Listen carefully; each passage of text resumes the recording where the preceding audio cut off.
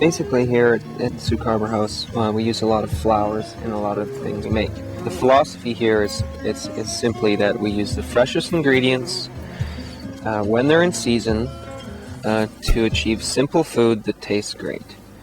It's a good philosophy because we don't use things that aren't grown here. We use things that are regional.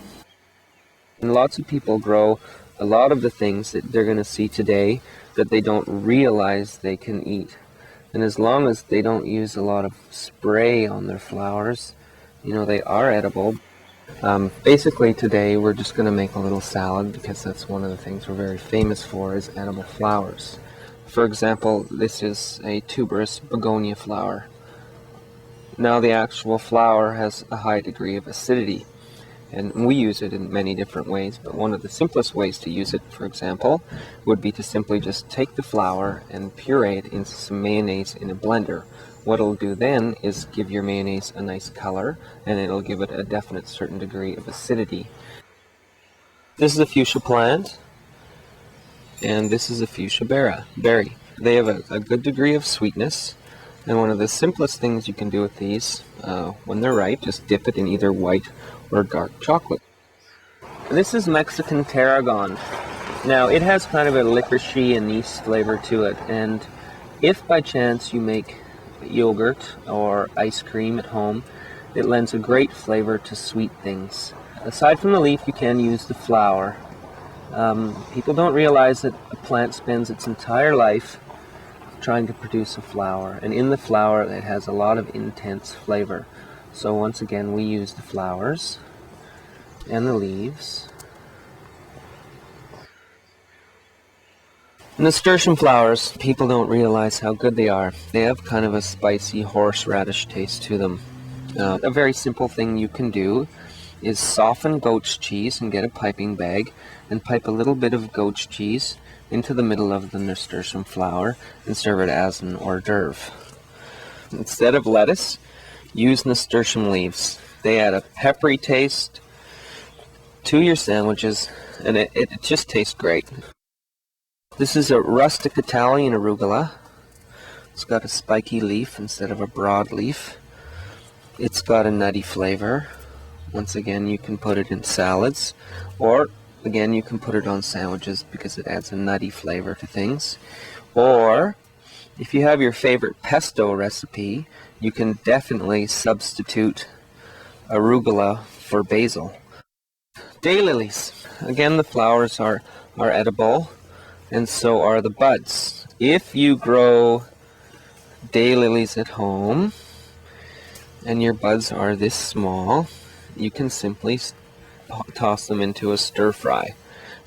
They're great. They have an earthy kind of taste to them. They're crunchy, but you don't want to cook them too long because they'll get kind of soft. The flower, you can eat the petals, and the flower is quite stiff, so you can pick the center out of it like this sometimes. And if you want to make a batter, a beer batter or a tempura batter, you can simply batter these and deep fry them, and they're crispy and they have a really good texture. Calendula is the Spanish word for calendar, and calendula flowers grow year-round. So they're one of the flowers that we use all the time. You can use the petals to sprinkle into salads, and actually they use calendulas to color cheddar cheese. These are borage flowers, and some people say they have a mild cucumber taste to them. You just pick the back off. But an interesting thing you can use is the stem, and you can use it like celery. You can peel it and eat it like celery because it's kind of thistly. But when you get the stems when they're young, they're good and they're tender, and you can use them like for vegetable dip or whatnot. Or if you make soups and stocks and stuff and you don't have any celery and you just happen to have a borage plant in your garden and you want to cut off a few stalks, you can use the borage stalks instead of celery. These are Johnny Jump Ups, and the interesting thing about these is not just the flower, but the stems has a very minty taste to it, kind of like spearmint. So we pick them long like this and put them in salads, because when you eat the stem, it gives the salad a minty taste, and it's quite textural. This is a chrysanthemum plant, and these are chrysanthemum flowers, and these are greens. The Japanese eat these in broths a lot of the time. We use the flowers in our salads, and we use the greens also in soups or even in sauces. If you have a lot of chrysanthemums in your garden, you can pick greens and throw them into stir fries. These are bee balm flowers. They're a little past their prime, but we usually add them to salads because they're pretty and they have kind of a sage, savory type of taste to them. This is lemon verbena. We seem to have a lot of lemony type things in the garden. It's nice. A lot of the time we use this in desserts because it has a very sweet type of lemony taste to it.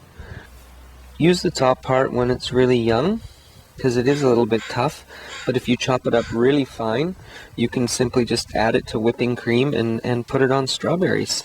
Fruit sage flowers kind of look like bee balm flowers. They're a little hardier, taste a little bit different. They're a little bit sweeter, a little more floral, a little less savory than the bee balm flowers.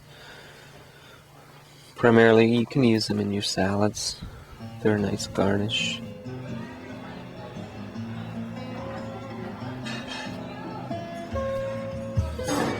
So this is our local little harvest that we just picked out of the garden. We have a bunch of different flowers, all with different tastes. Everything is organic. There's probably about 10 or 12 different things in our bowl here. Plum vinegar here, and a bit of pumpkin seed oil for the dressing, and some fresh blackberries for the salad also. Chrysanthemum petals, stick Italian arugula leaves, some daylily petals, tuberous begonia petals, bee balm flowers, our fruit sage flowers, some tarragon flowers, a little bit of our vinegar. Vinegar is made from plums. Now basically the plums, 1 cup of plums is put in 2 cups of apple juice and simmered gently for about a half an hour, and then the juice is pushed through a strainer, and then you add about 1/4 cup of vinegar to it because the plums are kind of acidic, and then you end up with a plummy tasting vinegar that's not really acidic. Just to coat it.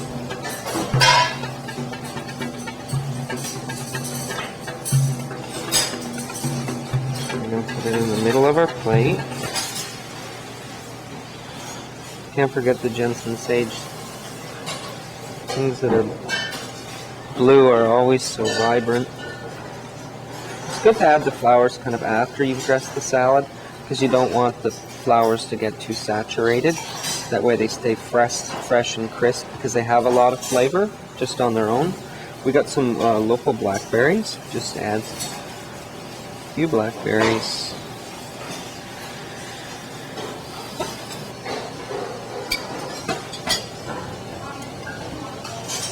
And a little bit of pumpkin seed oil. And there we have a finished salad with probably 10 or 12 flowers from the garden that we just picked.